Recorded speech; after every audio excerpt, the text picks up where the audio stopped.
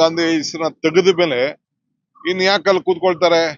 Number one, ಈ ಹಕ್ಕು, ಉದ್ಯೋಗ ಕೊಡುವಂತ ಹಕ್ಕು ಪ್ರತಿಯೊಬ್ರು ಕೂಡ ತಾನು ಹೋಗಿ ಒಂದು ಪಂಚಾಯತಿಗೆ ಒಂದು ಕಾಗದ ಕೊಟ್ರೆ ನಾನು ಉದ್ಯೋಗ ಇಲ್ಲದೆ ಹೋದ ಮಹಿಳೆ, ಉದ್ಯೋಗ ಇಲ್ಲದೆ ಹೋದವನು ಅಂತಂದ್ರೆ ಎಲ್ಲಿ ಬೇಕಾದ್ರೂ ಅವರು ಕೊಡ್ಬೇಕಾಯ್ತು. ಆಮೇಲೆ ಇದನ್ನ ತೀರ್ಮಾನ ಮಾಡ್ಬೇಕಾದವ್ರು ಯಾರು? ಪಂಚಾಯತಿಯವರು.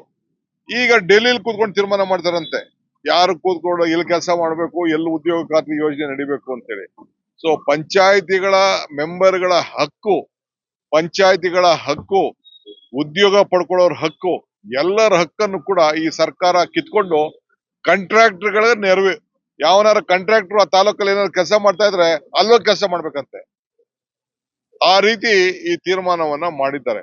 ಅದಕ್ಕೆ ನಾವು ಎಲ್ಲ ಪಂಚಾಯತಿಗಳಿಗೆ ಶಕ್ತಿ ತುಂಬಬೇಕು ಅಂತೇಳಿ ಮತ್ತೆ ಮಹಾತ್ಮ ಗಾಂಧೀಜಿ ಅವರ ಹೆಸರನ್ನ ಪ್ರತಿಯೊಂದು ಗ್ರಾಮ ಪಂಚಾಯತಿ ಮುಂದೆ ಅವರ ಹೆಸರನ್ನ ಜೋಡಿಸಿ ನಾವು ಹೊಸ ಆದೇಶವನ್ನ ಮಾಡ್ತೇವೆ.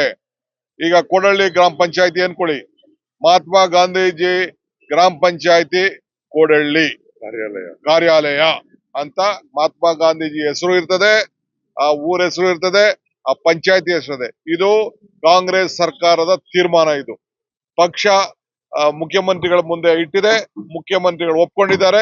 ನಾವು ಇದನ್ನ ಕೂಡಲೇ ಆದೇಶವನ್ನ ಮಾಡ್ತೇವೆ. ಗಾಂಧೀಜಿನ ಹೆಸರನ್ನ ಸಾಯಿಸ್ಲಿಕ್ಕೆ ಬಿಡುದಿಲ್ಲ, ಗಾಂಧೀಜಿ ಕೊಂದವ್ರಿಗೆ ಈ ಅವಕಾಶ ನಾವು ಕೊಡೋದಿಲ್ಲ. ಗಾಂಧೀಜಿ ಅವರ ಹೆಸರು ಜೀವಂತವಾಗಿ ಎಲ್ಲಿವರೆಗೂ ಪಂಚಾಯತಿ ವ್ಯವಸ್ಥೆ ಇರ್ತದೆ, ಎಲ್ಲಿವರೆಗೂ ಗ್ರಾಮೀಣ ವ್ಯವಸ್ಥೆ ಇರ್ತದೆ, ಎಲ್ಲಿವರೆಗೂ ಈ ಪ್ರಜಾಪ್ರಭುತ್ವ ಉಳಿದಿರ್ತದೆ, ಅಲ್ಲಿವರೆಗೂ ಕೂಡ ಈ ಗಾಂಧೀಜಿಯವರ ಹೆಸರನ್ನ ನಾವು ಉಳಿಸ್ಕೊಂಡು ಹೋಗುವಂತ ಕೆಲಸವನ್ನ ನಾವು ಮಾಡಿ ಆ ಹಕ್ಕನ್ನ ಏನು ಮನಮೋಹನ್ ಸಿಂಗ್ ಅವರು, ಸೋನಿಯಾ ಗಾಂಧಿ ಅವರು ನಮ್ಗೆ ಕೊಟ್ರು, ಇಡೀ ದೇಶಕ್ಕೆ ಕೊಟ್ರು, ಅದನ್ನ ಉಳಿಸುವಂತ ಕೆಲಸವನ್ನ ನಾವು ಮಾಡ್ತೇವೆ.